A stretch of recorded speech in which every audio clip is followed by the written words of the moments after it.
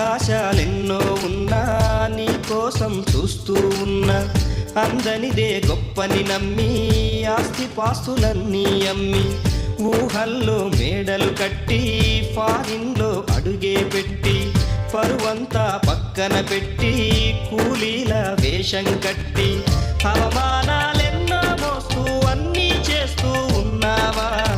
జీవితమే జీతంతోటి తూకం వేస్తూ ఉన్నావా,